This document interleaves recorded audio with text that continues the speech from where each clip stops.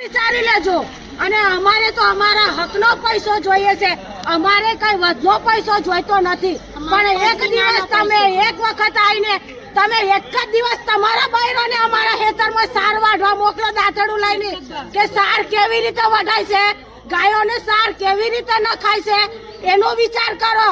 તો અમારી મજૂરી છે એ તમને ખબર દેખાતી નથી, પણ તમને અમારા દૂધનો મફતનો પૈસો કઈ છે, કઈથી મળે છે એ નથી દેવું નથી। જય લગી અમારા દૂધનો ભાવ ફેર ના મળે ત્યાં સુધી અમારી આંબલિયા ડેરીનું આંદોલન આવી રીતે ચાલુ રહેશે। અને તમારે એવું નહીં વિચારવાનું કે આ બધા દૂધને શું કરશે, પણ દૂધ તો જાનના ગયડા લોકો હતા, એ લોકો દૂધ ભેગું કરીને દહીં કરતા હતા, છાશ કરતા હતા। તો તમારે એવું નહીં વિચારવાનું કે આ લોકો શું કરશે, પણ દૂધનો ઉપયોગ તો બધામાં થશે। અમે પનીર બનાવીને ખાશું, પણ તમે દેશમાં શું મોકલશો એનો વિચાર કરો।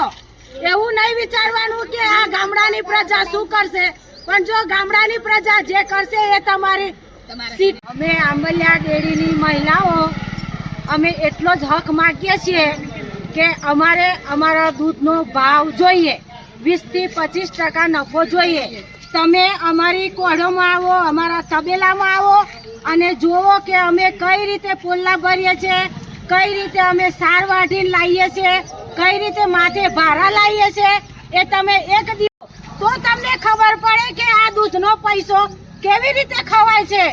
દૂધનો પૈસો ખાવો એ કોઈ જેવી તેવી વાત નથી। દૂધનો પૈસો ખાશો તો તમારું નખો તો જશે જ, અમે તો છોડી દેશું, પણ ઉપરવાળો ભગવાન નહીં છોડે। ગાયોનું દૂધ મફત ખાશો તો ભગવાન શંકર નહીં છોડે, એટલું યાદ રાખજો। શું કે અમારો નફો તમારો ખોટો જોઈતો નથી, પણ અમારા પસીનાનો જ પૈસો જોઈએ છે। કે એવું નથી કઈ બેનો કઈ કામ કરી એટલું જોઈએ, અમને પણ કાયદા કાનૂનની ખબર હોય છે કે સાબર ડેરી એટલે શું, કે આંબલિયા ડેરી શું એટલે કે અમે તો અમારી જો મહિલાઓ અમારી હદે જશી તો શામળિયાનું નખો જ જાય। એટલું જ કહેવા માંગુ છું કે 25% નફો હોય તો બહાર પાડજો, ને કે આંદોલન ચાલુ જ રહેશે અને હંમેશા ચાલુ જ રહેશે। તમને તો મફતનો પૈસો નહીં ખાવા દઈએ, અમે નહીં ખાવા દઈએ મફતનો પૈસો।